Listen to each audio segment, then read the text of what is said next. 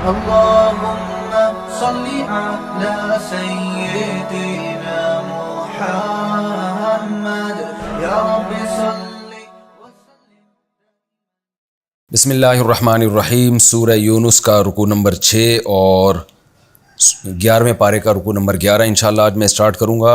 حسب معمول اس رکوع کا سب سے پہلے لفظی ترجمہ مختصر گرامر کے ساتھ، پھر انشاءاللہ اس کی تفسیر. اور یہ رکوع میں واضح و نصیحت زیادہ ہے، مکی صورت ہے تو اس میں زیادہ تفسیر ہے نہیں، تو ترجمہ ہی تقریباً تفسیر ہوگی. بہرحال میں پھر بھی الگ الگ کر دیتا ہوں. اعوذ باللہ من الشیطان الرجیم. بسم اللہ الرحمن الرحیم. وَلَوْ أَنَّ لِكُلِّ نَفْسٍ، اور اگر ہو ہر نفس کے لیے، ظلمت وہ نفس جس نے ظلم کیا، ہر وہ جان جس نے ظلم کیا اس کے لیے ہو، ما فی الارض وہ کچھ جو زمین میں ہے، یعنی زمین میں جو کچھ ہے وہ اس جان کو دے دیا جائے جو ظالم تھی، جس نے ظلم کیا اس کو دے دیا جائے زمین کا سب کچھ خزانہ. لَافْتَدَتْ بِهِ اصل میں تھا افتدیت. افتدا کا معنی ہوتا ہے فدیے میں دے ڈالنا، بدلے میں دے ڈالنا کوئی چیز چھڑانے کے لیے. قیدیوں کو چھڑانے کے لیے جو پیسے دیے جاتے ہیں اس کو بھی فدیہ کہا جاتا ہے. تو اصل میں تھا لفتدیت، پڑھا جاتا ہے لفتدت، پھر الف سائلنٹ ہوا تو لفتدت. لفتدت بہ، تو وہ نفس جو ہے، نفس چونکہ مؤنث ہے نا اس لیے اس کے لیے افتدا کے بجائے افتدیت، اکتسبت والا صیغہ استعمال ہوا ضربت کی طرح. لفتدت بہ، تو وہ اس مال کو فدیے میں دے ڈالے یعنی جان بچانے کے لیے. وَأَسَرُّ النَّدَامَةَ، اور یہ لوگ ندامت کو چھپائیں گے. لَمَّا رَأَوُا الْعَذَابَ، جب یہ عذاب اپنی آنکھوں سے دیکھیں گے. وَقُضِيَ بَيْنَهُمْ بِالْقِسْطِ، اور ان کے درمیان فیصلہ کر دیا جائے گا انصاف کے ساتھ. وَهُمْ لَا يُظْلَمُونَ، اور ان پر ظلم نہیں کیا جائے گا. الا ان للہ ما فی السماوات والارض، خبردار سنو بے شک اللہ ہی کے لیے ہے جو کچھ آسمانوں میں اور جو کچھ زمین میں. الا خبردار سنو، ان وعد اللہ حق، بے شک اللہ کا وعدہ سچا ہے.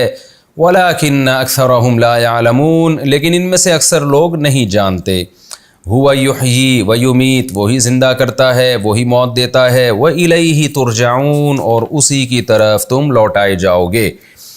یا ایھا الناس، اے لوگو، قد جاءتکم، تحقیق آ چکی ہے تمہارے پاس، موعظۃ، نصیحت. موعظہ واعظ کو کہتے ہیں نا، نصیحت کو. تمہارے پاس نصیحت آ چکی ہے، من ربکم، تمہارے رب کی طرف سے. وشفاء، اور شفا آ چکی ہے، لما، ان چیزوں کی، فی الصدور جو سینوں میں ہوتی ہیں، یعنی ان بیماریوں کی شفا آ چکی ہے تمہارے پاس جو سینوں میں چھپی بیماریاں ہیں.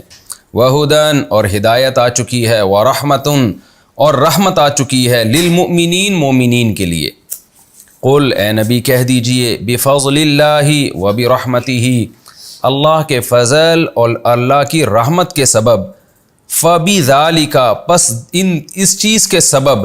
فلیفرحوا، انہیں چاہیے کہ خوش ہو جائیں. دوبارہ ترجمہ کر دیتا ہوں. قل، کہہ دیجئے، بفضل اللہ وبرحمتہ، اللہ کے فضل اور رحمت کی وجہ سے. فبذالک، تو بس اس کی وجہ سے، یعنی فضل اور رحمت جو اللہ کا ہوا ہے کہ تمہارے پاس نصیحت نامہ بھی آ گیا اور سینوں میں چھپی بیماریوں کی شفا بھی آ گئی، یعنی قرآن آ گیا جس میں یہ سب کچھ ہے. تو تمہیں چاہیے، ان کو چاہیے کہ اللہ کے اس فضل اور اللہ کی اس رحمت کی وجہ سے. فبذالک، تو بس اس چیز کی وجہ سے. فلیفرحوا، انہیں چاہیے کہ فرحت حاصل کریں، خوش ہو جائیں. یہ تھا اصل میں لیفرحوا، میں نے بتایا تھا لیضرب، اسے چاہیے کہ وہ مارے. لیفرحوا، انہیں چاہیے کہ وہ خوش ہو جائیں. فلیفرحوا کو پڑھا جاتا ہے فلیفرحوا. ہوا خیرون، یہ جو نعمت ہے، خیرون یہ بہتر ہے. مما، ان چیزوں سے. مما اصل میں تھا من ما. یجمعون، جو یہ جمع کر رہے ہیں، جو دنیا کی چیزیں جمع کر رہے ہیں، اس سے یہ نعمت بہت بہتر ہے. قل ارائیتم، اے نبی کہہ دیجئے، ارائیتم، بتاؤ تو صحیح. ما انزل اللہ لکم، اللہ نے جو نازل کیا ہے تمہارے لیے. من رزق، جو بھی رزق. فجعلتم، تو بنا ڈالا تم نے. منہ، اس رزق میں سے. حراما وحلالا، حرام اور حلال، یعنی اپنی طرف سے تم نے حلال و حرام کر دیا. قل، کہہ دیجئے، اللہ، اصل میں تھا اللہ. آ کا معنی کیا؟ اللہ کا معنی اللہ. تو جب حمزہ دو اکٹھی ہو جاتی ہے نا اس طرح سے، تو ایک کو الف سے بدل دیا جاتا ہے، اللہ پڑھا جاتا ہے. کیا اللہ تعالیٰ نے اذین لکم، تمہیں اس کی اجازت دی ہے. اذینہ کا معنی اجازت دینا بھی آتا ہے، حکم دینا بھی آتا ہے. کیا اللہ نے تمہیں اس کا حکم دیا ہے؟ ام علی اللہ تفترون، یا تم جھوٹ باندھ رہے ہو اللہ پر۔ وما ظن الذین، اور کیا گمان ہے ان لوگوں کا، یفترون علی اللہ الکذب، جو جھوٹ باندھتے ہیں اللہ پر۔ یفترون کا معنی بھی جھوٹ باندھنا، جب کذب صراحتاً آ رہا ہو تو اس کا معنی ہوگا صرف باندھنا، اس کو کہتے ہیں صنعت تجرید، یہ میں پہلے ڈیفائن کر چکا ہوں۔ اور کیا گمان ہے ان لوگوں کا، یفترون علی اللہ الکذب، جو اللہ پر باندھتے ہیں جھوٹ، یوم القیامہ، قیامت کے بارے میں، جو اللہ پہ جھوٹ باندھتے ہیں ان کا قیامت کے بارے میں کیا گمان ہے۔ ان اللہ، بے شک اللہ تعالیٰ، لذو فضل علی الناس، فضل والا ہے لوگوں پر، ولکن اکثرہم لا یشکرون، لیکن ان میں سے اکثر لوگ شکر نہیں کرتے۔ یہ لفظی ترجمہ ہو گیا جی اس رکوع کا، رکوع نمبر 6 اور 11 کا۔ اب انشاءاللہ اس کی تفسیر کی طرف چلتے ہیں، بہت آسان تفسیر ہے، وہی مضمون ہے۔ قرآن میں اس سے پہلے دلائل چل رہے ہیں آخرت کے وجود کے، توحید کے، کہ تمہارے یہ بت قیامت کے دن برات کا اعلان کر دیں گے، ان کو مت پوجو۔ اس کے باوجود بھی اللہ نے کہا کہ جو لوگ بھی ظلم کرتے ہیں نا، شرک کرتے ہیں، خدا کی نافرمانی کرتے ہیں، اسلام کو فالو نہیں کرتے، ان کو کہا جا رہا ہے۔ وہ بار بار کہہ رہے تھے نا پچھلے رکوع میں کہ کب وعدہ پورا ہوگا، تو اللہ کہتے ہیں جس دن وعدہ پورا ہوگا اس دن حال کیا ہوگا۔ وَلَوْ أَنَّ لِكُلِّ نَفْسٍ ظَلَمَتْ، اگر ہو جائے ہر اس ذات کے لیے جس نے ظلم کیا، یعنی ظلم شرک کو بھی کہتے ہیں، شرک کیا، ما فی الارض، اس کو دے دیا جائے جو کچھ زمین میں ہے، زمین کے سارے خزانے کسی کے ہینڈ اوور کر دیے جائیں، لَافْتَدَتْ بِهِ، تو وہ اس کو بھی فدیے میں دے گا، بھی اس عذاب کے بدلے میں، اس عذاب کے بدلے میں وہ چاہے گا ساری دولت کے سارے خزانے لے لو، مگر ظاہر ہے دوسرے مقام پر ہے کہ اللہ تعالیٰ اس کو قبول نہیں کرے گا۔ وَأَسَرُّ النَّدَامَةَ، یہ لوگ ندامت کو چھپائیں گے، یعنی دل میں شدید نادم ہوں گے۔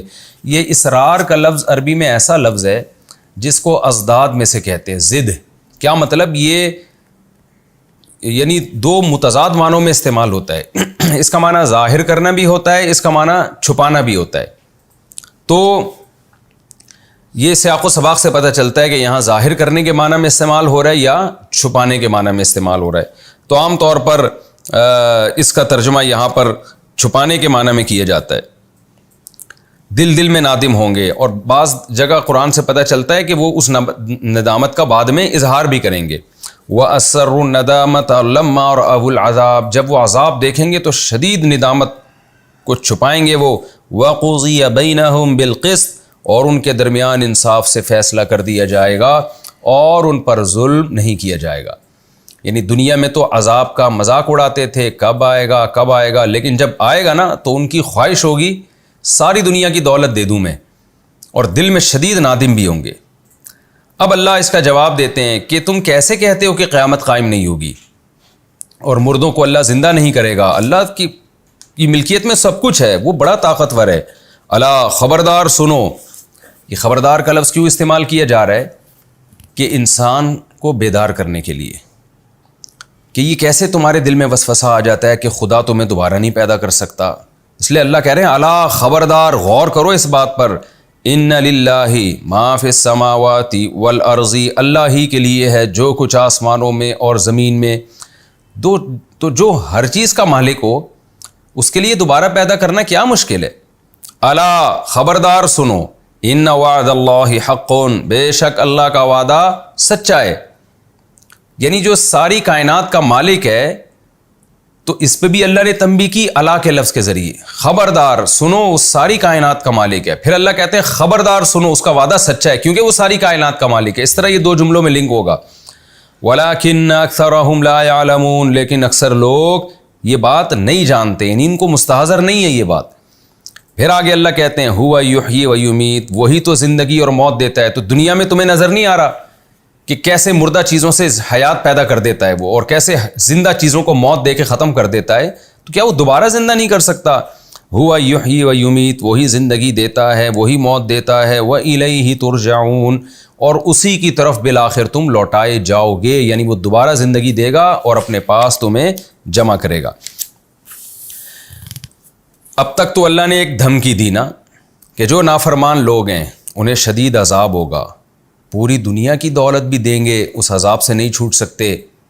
پھر اللہ نے دلیل دی کہ جو زندگی اور موت کا مالک ہے وہ کیوں دوبارہ پیدا نہیں کر سکتا؟ اب اللہ ایک اور انداز سے انسان کو سمجھا رہے ہیں، وہ یہ ہے کہ تمہیں تو آسمان سے جب ہدایت نازل ہوئی اس پہ خوش ہونا چاہیے. یعنی کوئی انسان کسی کو گفٹ دے رہا ہو اور وہ اس گفٹ میں اشکالات کر رہا ہو تو ایسے موقع پہ لوگ کیا کہیں گے؟ ابے تجھے تحفہ مل رہا ہے، تو اس تحفے پہ خوش ہو جانا، بجائے اس کے کہ اس تحفے پہ تو عیب تلاش کر رہا ہے، اس میں شک اور شبہ پیدا کر رہا ہے. تو اللہ کہتے ہیں یہ جو قرآن تمہاری طرف آسمان سے نازل ہو رہا ہے یہ اس لیے نہیں ہے کہ تمہیں ٹینشن میں ڈالا جائے، تمہیں مصیبت میں ڈالا جائے اور تم اس کے بارے میں پھر محمد صلی اللہ علیہ وسلم کو اپنا مد مقابل سمجھ کے ان کو نقصان پہنچانے کی کوششیں شروع کر دو. یہ تو تمہارے اوپر احسان کر رہے ہیں، تو احسان کا تقاضا ہے کہ خوش ہو جاؤ اس پر. تو اس لیے اللہ فرماتے ہیں یا ایھا الناس، اے انسانوں، اس ساری دنیا کے سارے انسانوں کو قیامت تک کے لیے خطاب ہے. آج بھی یہ آیت قرآن کا حصہ ہے اور آج بھی ساری دنیا کے سارے انسانوں کو کہہ رہی ہے. کیا کہہ رہی ہے؟ قد جاءتکم موعظۃ من ربکم. بڑی پیاری آیت ہے، بڑا مزہ آتا ہے اس کے پڑھنے میں. تحقیق آ چکی ہے تمہارے پاس نصیحت من ربکم، تمہارے پروردگار، تمہارے پالنے والے خدا کی طرف سے. کیسی زبردست بات ہے.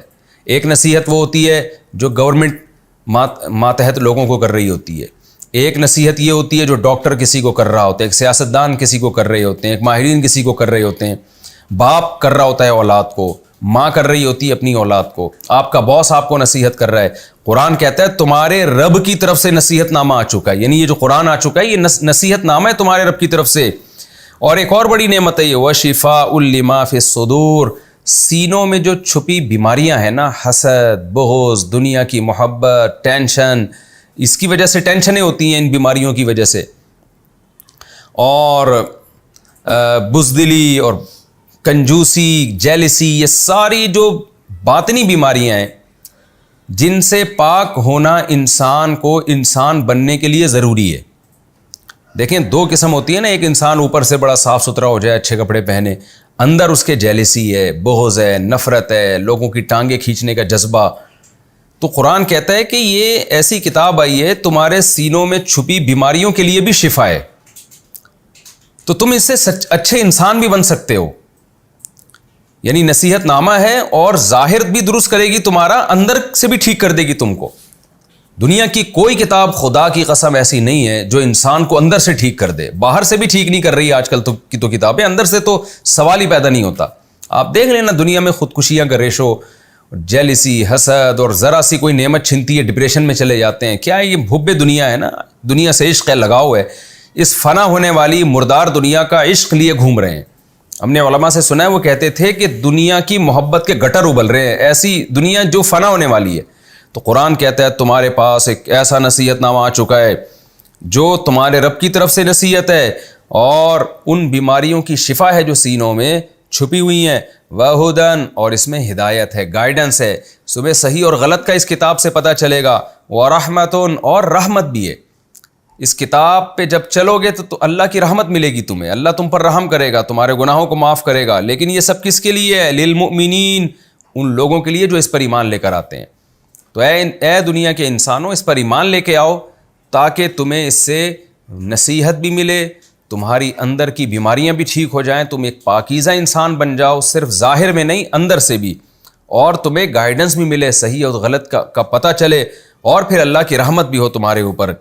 قل، اے نبی آپ ان سے کہہ دیجئے، بفضل اللہ وبرحمتہ، اللہ کے فضل اور رحمت کی وجہ سے، جو اللہ نے فضل کیا نا انسانوں پر، قرآن دے دیا ان کو، فبذالک، پس اس چیز کی وجہ سے، دوبارہ اس کا تکرار کیا، فلیفرحوا، انہیں چاہیے کہ یہ خوش ہو جائیں.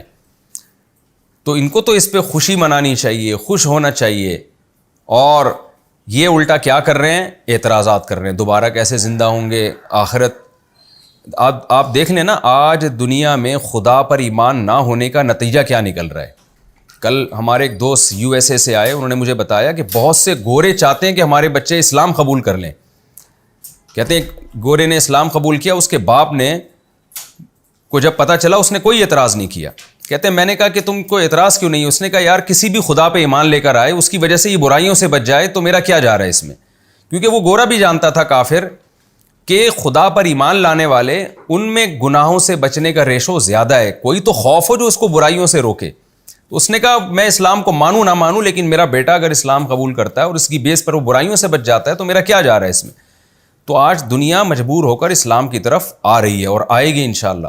تو قرآن کہہ رہا ہے کہ اس پہ تو تمہیں خوش ہونا چاہیے, جو اللہ کی تمہیں رحمت ملی اور فضل ملا, اس سے تمہارے دل کی بیماریاں ٹھیک ہوں گی, تم اندر سے ٹھیک ہو جاؤ گے.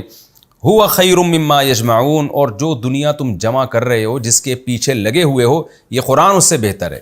یہاں بھی قرآن نے انسان کی دکھتی رگ کو پکڑا ہے. اللہ کو پتہ ہے کہ ان کو قرآن نعمت کیوں نہیں لگتا, اس لیے کہ قرآن پڑھنے سے پیسے نہیں ملتے, قرآن پڑھنے سے کوئی عہدہ نہیں مل جاتا, اور دنیا بھاگ رہی ہے دولت کے پیچھے. اگر قرآن پیسے کمانے کے طریقے بتا رہا ہوتا تو ساری دنیا درس قرآن سن بھی رہی ہوتی, کر بھی رہی ہوتی. قرآن اگر آپ کو کوئی سیاسی لیڈر بننے کے طریقے بتا رہا ہوتا تو بھی لوگ, یعنی اگر آپ کی دنیا اس میں ہوتی تو اس کو فالو کرتے لوگ. اس لیے قرآن کہہ رہے کہ جس دنیا کے پیچھے تم بھاگ رہے ہو نا, سب کچھ وہی نہیں ہے, یہ قرآن اس سے بہتر ہے, اس لیے کہ تمہیں اچھا انسان بنا دے گی. ورنہ تم اسی دنیا کے جمع کرنے میں لگے رہے اور اچھے انسان نہ بنے تو تمہاری دنیا بھی خراب اور تمہاری آخرت بھی خراب. قل ارأیتم, یہ درمیان میں ایک جملہ اللہ لے کر آئے تھے یہ بتانے کے لیے کہ یہ قرآن نعمت ہے, اس کو عذاب مت سمجھو. اب اللہ دوبارہ اصل مضمون کی طرف آتے ہیں. جو مشرکین سے خطاب چل رہا تھا کہ ہزاروں معبود تم نے ٹھہرائے ہوئے ہیں, ایک خدا کو کیوں نہیں مانتے, کیونکہ اصل مسئلہ یہی تھا کہ ایک کو مانو گے تو سارے پھر آگے قرآن کی باتیں سمجھ میں آئیں گی نا, شرک چھوڑو گے تو باتیں سمجھ میں آئیں گی. تو ان میں یہ بیماری تھی کہ اپنی طرف سے چیزوں کو حلال و حرام کیا ہوا تھا. اس پر کئی لیکچر تفصیل سے ہو چکے ہیں اسی تفسیر کے لیکچرز میں, اس کو میں ریپیٹ نہیں کروں گا, بس ترجمہ کروں گا. قل ارأیتم ما انزل اللہ لکم من رزق, بتاؤ اللہ نے جو تمہیں رزق دیا ہے آسمان سے, فجعلتم منہ حراما وحلالا, تو تم نے بنا دیا اس میں سے حلال و حرام. خود سے کیسے بنا لیا تم نے, اس خود تمہارے پاس یہ اتھارٹی کہاں سے آئی کہ یہ لیگل ہے اور یہ الیگل ہے, یہ کیسے کر دیا تم نے؟ یہ تو خدا ہے جو اس کائنات کا بنانے والا ہے, اس کو ہی حق ہے کہ وہ چیزوں کو لیگل اور الیگل کرے, حلال اور حرام کرے. قل اللہ, کہہ دیجئے کیا اللہ نے اذن لکم, تمہیں اس کی اجازت دی ہے, ام علی اللہ تفترون, یا تم اللہ پہ جھوٹ باندھتے ہو. وہ کہتے تھے نا ہمارے بتوں نے یہ ہم یہ کام کریں گے تو بت خوش ہوں گے, پھر اس سے اللہ خوش ہوگا, تو اللہ پہ گویا جھوٹ باندھ رہے ہو. وما ظن الذین یفترون علی اللہ الکذب یوم القیامہ, بتاؤ جو لوگ اللہ پہ جھوٹ باندھتے ہیں ان کا قیامت کے دن کے بارے میں کیا خیال ہے. یہ بھی ایک محاورے کے طور پر یہ جملہ استعمال ہوتا ہے. کوئی جرم کر رہا ہو نا تو آپ اس کو علاقے کے تھانے سے ایسے ڈراتے ہو, بتا بھائی ایس ایچ او کے بارے میں تیرا کیا خیال ہے, کیا رائے ہے تیری. تو یہاں بھی اللہ نے وہی انداز اختیار کیا کہ تم اللہ پہ جھوٹ باندھ رہے ہو تو قیامت کے بارے میں تمہارا کیا خیال ہے. کہ یعنی کیا مطلب, اللہ پہ جو جھوٹ باندھے اللہ قیامت میں چھوڑ دے گا اس کو ایسے ہی, قطعاً نہیں چھوڑے گا. ان اللہ لذو فضل علی الناس, بے شک اللہ لوگوں پر بڑے فضل والا ہے. یعنی کس طریقے سے اللہ لوگوں کو بار بار آیتیں دہرا کے نصیحتیں کر رہا ہے اور فوراً عذاب بھی نہیں لے کر آ رہا, عذاب کو بھی قیامت کے لیے مؤخر کر دیا اس نے. تو واقعی اللہ بڑے فضل والا ہے لوگوں پر. وَلَٰكِنَّ أَكْثَرَهُمْ لَا يَشْكُرُونَ, لیکن اکثر لوگ شکر ادا نہیں کرتے. یہ ہمارا رکوع کمپلیٹ ہوا. اس رکوع کا خلاصہ یہی ہے کہ اللہ تعالیٰ نے اس رکوع کے شروع میں پہلے تو انسان کی قسم پرسی بیان کی کہ جب قیامت کے دن عذاب اپنی آنکھوں سے دیکھے گا تو چاہے گا ساری دنیا کی دولت خرچ کر دوں مگر وہ قبول نہیں کی جائے گی. پھر اللہ نے اپنی طاقت اور قدرت کی دلیل دی, جو کچھ آسمانوں اور زمین میں ہے اللہ کا ہے, لہذا اللہ کا وعدہ سچا ہے, وہی موت اور زندگی دیتا ہے, تو دوبارہ وہی تمہیں زندگی دے گا اور تم نے اسی کی طرف لوٹ کر جانا ہے. پھر اللہ نے اس قرآن کا نعمت ہونا بیان کیا کہ قرآن کا انکار مت کرو, اس کو نعمت سمجھ کے گلے سے لگاؤ, کیونکہ اس سے تمہیں نصیحت بھی ملے گی اور تمہارا باطن بھی ٹھیک ہو جائے گا اس سے. اور دنیا کی جتنی نعمتیں تم جمع کر رہے ہو یہ قرآن اس سے بہت بہتر ہے. اور پھر اللہ نے بتایا کہ حلال و حرام کرنا کسی چیز کو یہ صرف اللہ کا کام ہے, اللہ پہ خود سے جھوٹ نہ باندھا کرو, کیونکہ قیامت کے بارے میں تمہارا کیا خیال ہے کہ اللہ جھوٹ باندھنے والوں کو چھوڑ دے گا قیامت کے دن. علماء کہتے ہیں اسی میں یہ بھی داخل ہے کہ شریعت میں اپنی طرف سے نا آپ کسی چیز کو کہہ دیں کہ آپ کو ایک چیز اچھی نہیں لگ رہی تو آپ اس کو ناجائز کہہ دیں. آج بھی بہت سے صوفی ٹائپ کے لوگ ایسے ہوتے ہیں کہ ان کا چونکہ ایک چیز کا ذوق نہیں ہوتا تو وہ اس کو ناجائز کہنا شروع کر دیتے ہیں, شریعت کی گنجائش سے فائدہ نہیں اٹھاتے وہ. تو جہاں شریعت نے جائز قرار دی, جیسے سفر میں روزہ ہے اب سفر میں روزہ چھوڑنا جائز ہے، لیکن بعض لوگ روزہ چھوڑتے ہیں، دوسرے ان کو ملامت کر رہے ہوتے ہیں، بھائی جب اللہ نے اجازت دی ہے تو آپ کون ہوتے ہو حلال و حرام کرنے والے؟ تو اس طرح کے آج بھی معاشرے میں اس طرح کی خرابیاں پائی جاتی ہیں۔ یہ ہمارا رکوع کمپلیٹ ہوا، ہم اب آگے رکوع کی طرف چلتے ہیں۔ سورہ یونس کا رکوع نمبر 7 اور 11ویں پارے کا رکوع نمبر 12 ہم شروع کرتے ہیں۔ بسم اللہ الرحمن الرحیم۔ سب سے پہلے اس کا لفظی ترجمہ مختصر گرامر کے ساتھ، پھر انشاءاللہ اس کی تفسیر۔ وما تکون فی شأن، اور آپ نہیں ہوتے کسی حالت میں، کانا یکونو کا معنی ہونا، تکونو آپ نہیں ہوتے کسی حالت میں، وما تتلو منہ من قرآن، اور منہ اسی حالت میں آپ نہیں تلاوت کرتے قرآن، ولا تعملون من عمل، اور نہ آپ کرتے ہیں کوئی عمل، الا مگر یہ کہ کنا علیکم شہودا، ہم آپ پر گواہ ہوتے ہیں۔ یعنی جو بھی قرآن کی تلاوت کر رہا ہے، اور خود نبی صلی اللہ علیہ وسلم کو خطاب کیا جا رہا ہے کہ آپ جب بھی کسی حالت میں ہوتے ہیں اور جب بھی آپ اس حالت میں قرآن کی تلاوت کرتے ہیں یا جب بھی کوئی عمل کرتے ہیں تو ہم آپ پر گواہ ہوتے ہیں، ہم سارے عمل کو دیکھ رہے ہوتے ہیں۔ اذ تفیضون فیہ، اے لوگو جب تم اس عمل میں گھس جاتے ہو، یعنی شروع کر دیتے ہو اس عمل کو، تو ہم دیکھ رہے ہوتے ہیں۔ وما یعزب عن ربک، اور نہیں غائب ہوتا، عزب یعزب کا معنی غائب ہونا، پوشیدہ ہونا، اور نہیں غائب ہوتا تیرے رب سے من مثقال ذرۃ، ذرہ کے وزن کے برابر، فی الارض زمین میں بھی نہیں غائب ہوتا، ولا فی السماء، اور نہ آسمان میں غائب ہوتا ہے، ولا اصغر من ذلک، اور نہ ذرے سے بھی چھوٹی کوئی چیز، ولا اکبر، اور نہ ذرے سے بڑی کوئی چیز، الا فی کتاب مبین، مگر سب کے سب ایک واضح کتاب میں لکھی ہوئی ہے۔ کیا مطلب؟ قرآن کہہ رہا ہے کہ زمین میں اور نہ آسمان میں اور نہ ذرے سے چھوٹی نہ ذرے سے بڑی کوئی ایسی چیز ہے جو تیرے رب سے غائب ہوتی ہو، اور یہ ساری کی ساری چیزیں ایک واضح کتاب میں لکھی ہوئی ہیں، پہلے سے تقدیر میں اللہ نے لکھ دیا، اس کو سب کچھ پتہ ہے کہ کیا ہوگا دنیا میں۔ الا خبردار سنو، ان اولیاء اللہ، بے شک اللہ کے جو ولی ہیں، لا خوف علیہم، ان پر نہ کوئی خوف ہوگا، ولا هم یحزنون، اور نہ وہ غمزدہ ہوں گے۔ الذین آمنوا، یہ وہ لوگ تھے جو ایمان لے کر آئے، وکانوا یتقون، اور یہ بچا کرتے تھے یعنی گناہوں سے۔ لہم البشری، ان کے لیے خوشخبری ہے، فی الحیات الدنیا، دنیاوی زندگی میں بھی، وفی الآخرہ، اور آخرت میں بھی، لا تبدیل لکلمات اللہ، اللہ کی باتوں کو کوئی تبدیل نہیں کر سکتا، یعنی جو اللہ نے ان کو خوشخبریاں دی ہیں یہ ہو کے رہیں گی پوری۔ ذالک هو الفوز العظیم، یہی ہے بہت بڑی کامیابی۔ ولا یحزنک، اور اے نبی آپ کو رنجیدہ نہ کرے، غمزدہ نہ کرے، قولہم، ان مشرکین کی بات، ان العزت للہ جمیعا، بے شک عزت جمیعاً تمام کی تمام، للہ اللہ ہی کے لیے ہے، هو السمیع العلیم، وہ سننے والا بھی ہے اور جاننے والا بھی ہے۔ الا خبردار سنو، ان للہ، بے شک اللہ ہی کے لیے ہیں، من فی السماوات، جو مخلوق آسمانوں میں ہے، ومن فی الارض، اور جو زمین میں ہے، وما یتبع الذین یدعون من دون اللہ شرکا، اور کس چیز کی اتباع کرتے ہیں وہ لوگ جو اللہ کے سوا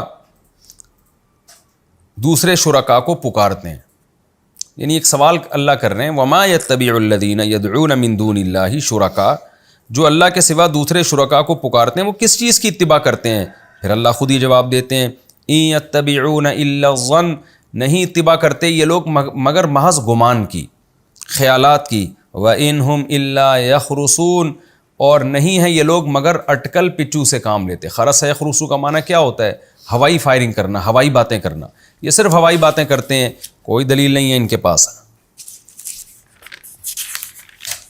هو الذی، اللہ وہ ذات ہے، جعل لکم اللیل، جس نے بنایا تمہارے لیے رات کو، لتسکنوا فیہ، تاکہ تم اس میں سکون حاصل کرو، والنہار مبصرا، اور دن کو اس نے روشن بنا دیا، ان فی ذلک لآیات، بے شک اس بات میں بڑی بڑی نشانیاں ہیں، لقوم یسمعون، ان لوگوں کے لیے جو سنتے ہیں۔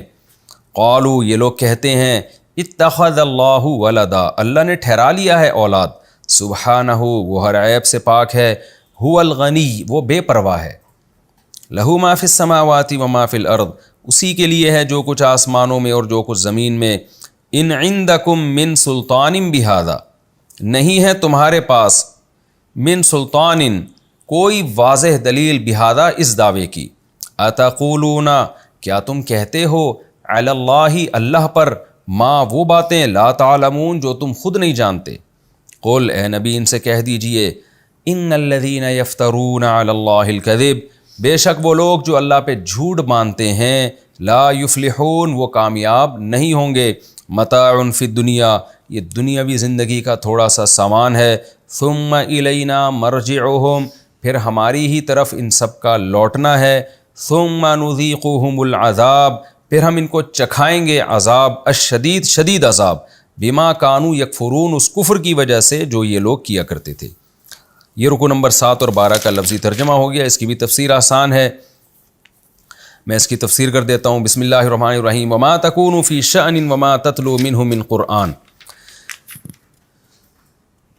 ظاہر ہے جس دور میں قرآن نازل ہو رہا تھا اس دور میں اکثریت قرآن کو جھٹلا رہی تھی. تھوڑے سے لوگ تھے جو اچھا عمل کر رہے تھے, بلکہ آج بھی دنیا میں میجورٹی انکار کرنے والوں کی ہے. نیک لوگ آج بھی دنیا میں کم ہیں. تو قرآن ان نیک لوگوں کو تسلی دے رہا ہے. قرآن کہہ رہا ہے وما تکون فی شأن, آپ کسی بھی حالت میں ہوتے ہیں اور کسی بھی حالت میں جب آپ قرآن کی تلاوت کر رہے ہوتے ہیں جس سے آپ کو موٹیویشن ملتی ہے اور آپ اللہ کو خوش کرنے کے لیے اس کا کلام پڑھتے ہیں, تو یہ بھی سب چیزیں اللہ اپنی آنکھوں سے دیکھ رہا ہوتا ہے. تو یہ زبردست بات ہے نا کہ انسان کو جس سے محبت ہو, جب آپ اس کے لیے قربانی دے رہے ہوں تو آپ کا محبوب آپ کو دیکھ رہا ہو. اس سے زیادہ موٹیویشن کس چیز سے مل سکتی ہے انسان کو؟ تو اللہ کہتے ہیں کہ اے لوگو جو اسلام پر عمل کر رہے ہو, قرآن کی تلاوت کر رہے ہو, جس تلاوت کر کے قرآن کو سیکھ کے پھر اس پر عمل کرتے ہو, تو عین قرآن کی تلاوت کے وقت بھی اللہ تمہیں دیکھ رہا ہوتا ہے. وَلَا تَعْمَلُونَ مِنْ عَمَلٍ اور تم کوئی بھی عمل کرتے ہو إِلَّا كُنَّا عَلَيْكُمْ شُهُودًا إِذْ تُفِيضُونَ فِيهِ جب بھی تم اس عمل میں ہوتے ہم تم پر گواہ ہوتے ہیں, دیکھ رہے ہوتے ہیں تمہارے عمل کو. تو اس سے تمہیں اور رغبت سے عبادت کرنی چاہیے اور رغبت سے اللہ کے کاموں میں مشغول ہونا چاہیے. اب عجیب بات ہے, دیکھیں اللہ نے تمام اعمال کا بھی تذکرہ کیا کہ تم جب بھی کوئی عمل کرتے ہو ہم تمہیں دیکھتے ہیں. خصوصیت کے ساتھ اللہ نے تلاوت قرآن کا بھی تذکرہ کیا کہ جب تم قرآن پڑھ رہے ہوتے ہو نا, پڑھنے میں سیکھنا بھی داخل ہے, تو ہم اس وقت بھی تمہیں دیکھ رہے ہوتے ہیں کہ دیکھو یہ میرے کلام کو سن رہا ہے, پڑھ رہا ہے, تاکہ اس پر یہ عمل کرے. تو یہ سب چیزیں ضائع ہونے والی نہیں ہیں. جس سے تم محبت کرتے ہو, جس کو خوش کرتے ہو, تم سے غافل نہیں ہے. دنیا میں بہت سے ایسے لوگ ہوتے ہیں نا آپ کے ذمہ کام لگا کے بھول جاتے ہیں پھر. تو اللہ کہتے ہیں ہم نے جو تمہارے ذمہ کام لگایا بھولے تھوڑی, ہم تو اس وقت تمہیں غور سے دیکھ رہے ہوتے ہیں. وما يعزب عن ربك من مثقال ذرة في الارض ولا في السماء اور تیرے رب سے تو زمین اور آسمان میں کوئی چیز پوشیدہ نہیں ہے, نہ ذرے کے برابر, نہ ذرے سے چھوٹی, نہ ذرے سے بڑی. سب چیزیں پہلے سے لکھی ہوئی ہیں, تو وہ رب تم سے کیسے غافل ہو سکتا ہے. اب چونکہ اللہ ہمارا ہر عمل اپنی آنکھوں سے دیکھ رہے ہیں, اس لیے اللہ عمل کی ترغیب دے رہے ہیں کہ دیکھو دنیا میں تم برائیوں سے بچو گے, 2 کام کر لو. ایک اپنے عقیدہ درست کر لو, نظریات درست کر لو, اور جن چیزوں پہ تمہیں بلیو ہے نا وہ چیزیں صحیح ہونی چاہیے. اور دوسرا اپنے عمل کو درست کر لو, برائیاں چھوڑ دو. تو تمہیں اس کے بدلے میں کیا ملے گا؟ تم اللہ کے دوست بن جاؤ گے, اور تم پر نہ کوئی خوف ہوگا. خوف فیوچر کی چیزوں کا ہوتا ہے اور غم ماضی کی چیزوں کا. نہ ماضی پر تم غمزدہ ہوگے, نہ مستقبل کا تمہیں کوئی خوف ہوگا. اتنی بڑی نعمت تمہارا خدا تمہیں دے دے گا. اس لیے عمل کے اندر, اچھے عمل کے اندر مشغول رہو. الا خبردار سنو, ان اولیاء اللہ بے شک جو اللہ کے دوست ہیں, لا خوف علیہم ولا هم یحزنون ان پر نہ کوئی خوف ہوگا اور نہ وہ غمزدہ ہوں گے. الذین آمنوا یہ اللہ کے ولی کون ہیں؟ اب ظاہر ہے ولی اللہ کی آج کل مختلف ڈیفینیشن ہے, جو ہواؤں میں اڑتا ہو, جس کا مخصوص قسم کا حلیہ ہو, جو چھو کرے تو یہ ہو جائے, جو پتہ نہیں کیا کیا لوگوں کے تصورات ہیں. اللہ نے بیان کیا الذین یہ ولی اللہ وہ ہوتے ہیں آمنو جو ایمان لائیں. کیا مطلب؟ شریعت نے جس طرح ایمان لانے کا حکم دیا, شرک والا ایمان قبول نہیں ہے. تو اس لیے علماء اس کا ترجمہ کرتے ہیں جن کا عقیدہ شریعت کے مطابق ہو جائے, نظریات شریعت کے مطابق ہو جائیں. دوسرا وکانو یتقون اور پھر وہ بچتے بھی ہوں, یعنی برائیوں سے. فرض کو چھوڑ دینا بھی برائی ہے، لہذا فرائض کو پورا کرتے ہوں اور تمام ان برائیوں سے جو اللہ اس کے رسول نے منع کیا ہے ان سے بچتے ہوں۔ یہ دو کوالٹی جس میں پیدا ہو جائیں وہ اللہ کا ولی ہے، عقیدہ بھی درست اور عمل بھی درست اس کا۔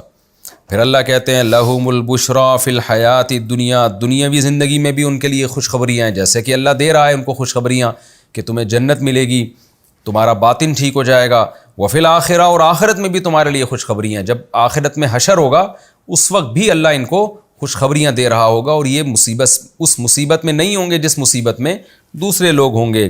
لا تبدیل لکلمات اللہ، اللہ کی باتوں کو کوئی تبدیل نہیں کر سکتا، ایسا ہو کے رہے گا کہ نیک لوگوں کو خوشخبریاں ملیں گی اور وہ جنت میں جائیں گے۔ یہ خوشخبریاں قرآن کی صورت میں بھی ملتی ہیں، اور قرآن ہی میں دوسرے مقام پہ پتہ چلتا ہے کہ اللہ تعالیٰ فرشتوں کے ذریعے بھی خوشخبری دیتے ہیں۔ فرشتے دل پہ اترتے ہیں اور نیک لوگوں کو موٹیویٹ کرتے ہیں، خوشخبریاں سناتے رہتے ہیں۔ تو اللہ کی طرف سے فرشتوں کے ذریعے بھی انسان کو اس دنیا میں نیک لوگوں کو خوشخبریاں ملتی ہیں، اور حدیث میں آتا ہے کہ مبشرات خوابوں کو بھی کہا گیا ہے۔ جب انسان برائیوں سے بچتا ہے اور نیکی کے راستے پہ چلتا ہے تو بسا اوقات خواب میں بھی اس کو خوشخبریاں مل رہی ہوتی ہیں۔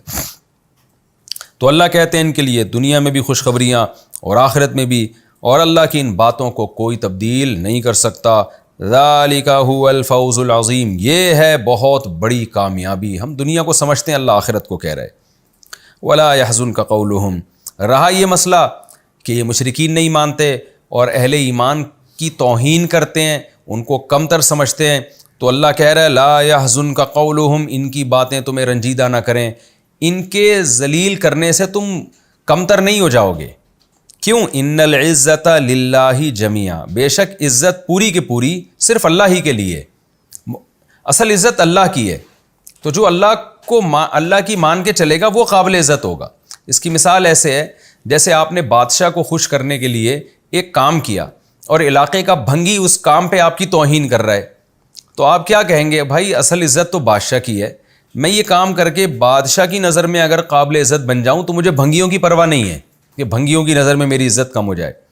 تو اس لیے قرآن کہہ رہا ہے اصل عزت تو اللہ کی ہے، جو اس کائنات کو بنانے والا، تو اس کی نظر میں عزت کی فکر کرو۔ غیر مسلم جو اسلام دشمن ہیں ان کے طعنوں کی پرواہ مت کرو۔ هو السمیع، وہ تمہاری سب باتوں کو سن رہا ہے، العلیم، اور تمہاری سب باتوں کو جانتا ہے، وہ تم سے غافل نہیں ہے۔ الا، پھر اللہ بتا رہے ہیں وہ پاورفل کتنا ہے، ان للہ من فی السماوات ومن فی الارض، جو مخلوق بھی آسمانوں اور زمین میں ہے۔ دیکھیں پچھلے رکوع میں تھا ما فی السماواتی، ما اکثر بے جان چیزوں کے لیے استعمال ہوتا ہے، یعنی جو چیزیں بھی آسمانوں اور زمین میں ہیں، اور من جاندار چیزوں کے لیے جن میں عقل ہو۔ تو یہاں اللہ بتا رہے ہیں کہ جو مخلوق آسمانوں میں اور جو زمین میں سب کا اللہ مالک ہے۔ تو یہ جو مشرکین آپ کو طعنے دے رہے ہیں ان کا بھی اصل میں اللہ مالک ہے، یعنی گویا کوئی بھنگی آپ کو ذلیل کر رہا ہے اور آپ بادشاہ کو خوش کرنے کے لیے کوئی کام کر رہے ہیں، تو بادشاہ کیا کہے گا؟ یہ بھنگی بھی تو میری رعایا ہے، میں اس سے خود ہی خبر لے لوں گا کہ میرے نظر میں جو عزت والا تھا تو اس کو کیسے رسوا کر رہا ہے۔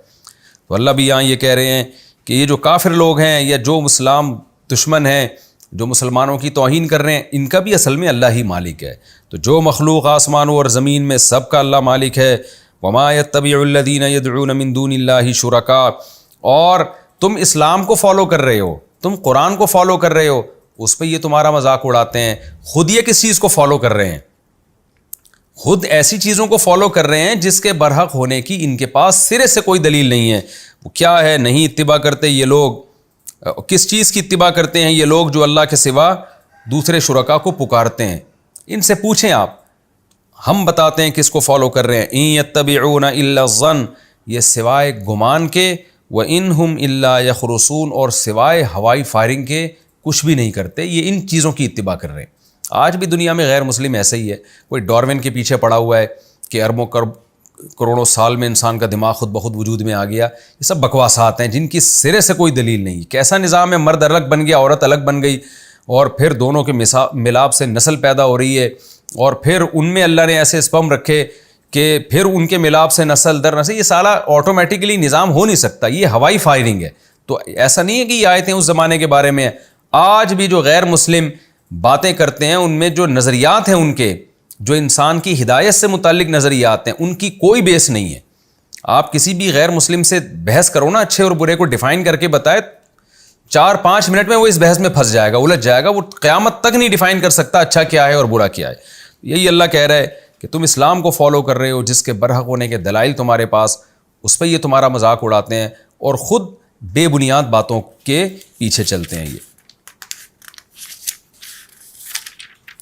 هو الذی جعل لکم اللیل لتسکنوا فیہ، اللہ کہتے ہیں تم جس خدا کو فالو کر رہے ہو نا، وہ کون سا خدا ہے؟ یہ وہ اللہ ہے جس نے تمہارے لیے رات بنائی جس میں تم سکون حاصل کرتے ہو، والنہارا، اور دن بنایا مبصرا، روشن، جس میں تم تجارتیں کرتے ہو، چلتے پھرتے ہو زمین میں۔ تو بتاؤ ان کے شرکا اچھے ہیں یا خدا اچھا ہے؟ تو وہ خدا بہترین قانون سازی کرے گا جس کے اتنی بڑی بڑی قدرت کے دلائل اور جس کے اتنے احسانات۔ ان فی ذلک لآیات، بے شک اس بات میں بڑی بڑی نشانیاں ہیں، لقوم یسمعون، ان لوگوں کے لیے جو ہماری باتوں کو سنتے ہیں۔ قالوا اتخذ اللہ ولدا، انہوں نے کیا کہا، یعنی ان میں سے بعض نے کیا کہا کہ اللہ نے اولاد ٹھہرا لی۔ یعنی کچھ ایسے ہیں جو اللہ کو مانتے بھی ہیں، پیغمبروں کو مانتے بھی ہیں، لیکن وہ بھی گمراہ ہو گئے۔ وہ کیا کرتے ہیں، جیسے کہ عیسائی کہتے ہیں اللہ نے اولاد ٹھہرا لی اپنے لیے، عیسیٰ کو بیٹا بنا لیا۔ سبحانہ، اللہ ہر عیب سے پاک ہے، هو الغنی، وہ بے پرواہ ہے، اس کو اولاد کی ضرورت نہیں ہے۔ لہ ما فی السماوات و ما فی الارض، جو کچھ آسمانوں اور زمین میں سب اسی کا ہے، تو وہ تنہا مالک ہے، اس کو بیٹے کی ضرورت نہیں ہے۔ ان عندکم من سلطان بہذا، نہیں ہے تمہارے پاس اس دعوے پر کوئی واضح دلیل۔ اتقولون علی اللہ ما لا تعلمون، تم اللہ پر وہ باتیں باندھتے ہو جو تم خود نہیں جانتے، جس کی تمہارے پاس خود کوئی دلیل نہیں ہے۔ قل، اے نبی ان کو کہہ دیجئے، ان الذین یفترون علی اللہ الکذب لا یفلحون، بے شک وہ لوگ جو اللہ پہ جھوٹ باندھتے ہیں وہ کامیاب نہیں ہو سکتے۔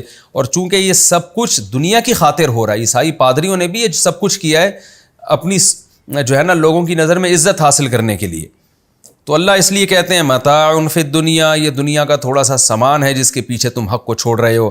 ثم الینا مرجعہم، ہماری ہی طرف تم نے لوٹنا ہے، پھر ہم تمہیں شدید عذاب کا مزہ چکھا دیں گے اس کفر کی وجہ سے جو تم کیا کرتے تھے۔ یہ ہمارا رکوع کمپلیٹ ہو گیا، اس کا میں 2 منٹ میں خلاصہ بیان کر دیتا ہوں۔ سب سے پہلی آیت میں مسلمانوں کو تسلی دی جا رہی ہے کہ آپ کوئی بھی نیک عمل کرتے ہو اللہ آپ کو دیکھ رہا ہے، یہاں تک کہ جب آپ قرآن پڑھتے ہیں نا جس میں اللہ آپ سے ہم کلام ہوتا ہے، اللہ یہ عمل بھی اپنی آنکھوں سے دیکھ رہا ہوتا ہے۔ پھر اللہ نے خوشخبری سنائی ہے کہ جو نیک لوگ ہوں گے، اللہ کے دوست ہوں گے، ان پر کوئی خوف و غم نہیں ہوگا۔ نیک لوگوں کی ڈیفینیشن بیان کی، اپنا عقیدہ درست کر لیں، وَقَانُوا يَتَّقُونَ، اور برائیوں سے بچیں۔ اور پھر ایک اور خوشخبری سنائی کہ ان کو دنیا میں بھی خوشخبریاں ملیں گی اور آخرت میں بھی۔ پھر بتایا کہ غیر مسلموں کی باتوں سے آپ پریشان نہ ہوا کریں، یہ جو آپ کو رسوا کرتے ہیں اس کی پرواہ نہ کریں، کیونکہ اصل عزت اللہ کی اور وہ ہر مخلوق کا وہ مالک ہے۔ اور پھر مسلمانوں کو بتایا کہ یہ خود کس کو فالو کر رہے ہیں، ایسی چیزوں کو فالو کر رہے ہیں جو بالکل بے بنیاد ہیں، اور تم جس خدا کو فالو کر رہے ہو وہ خدا ہے جس نے رات کو بنایا جس میں تم سکون کی نیند سوتے ہو، اور دن کو اس نے تمہارے لیے روشن کیا۔ پھر اللہ نے دوسری قسم کے مشرکین کا تذکرہ کیا، ایک تو بت پرست تھے، ان کا تذکرہ ہو گیا۔ اب اہل کتاب جو عیسیٰ کو اللہ کا بیٹا مانتے، اللہ کہتے ہیں ان کے پاس بھی کوئی دلیل نہیں ہے اور یہ اللہ پہ جھوٹ باندھتے ہیں، اور ان کو بتایا کہ تم جس بیس پہ جھوٹ باندھ رہے ہو نا وہ دنیا کا فائدہ ہے، تو یہ دنیا متاع فی الدنیا، یہ تھوڑا سا سامان ہے، ہمارے پاس لوٹ کر آنا ہے اور اس کفر کی تمہیں سخت ترین سزا ملے گی۔ یہ جی ہمارا رکوع نمبر 7 اور 12 بھی کمپلیٹ ہوا۔ اگلے ایپیسوڈ میں انشاءاللہ ہم سورہ یونس کا رکوع نمبر 8 اور 11ویں پارے کا رکوع نمبر 13 انشاءاللہ ہم اسٹارٹ کریں گے، شروع کریں گے۔ اللہ تعالی ہمیں سمجھنے کی، عمل کی توفیق عطا فرمائے۔ وما علینا الا البلاغ۔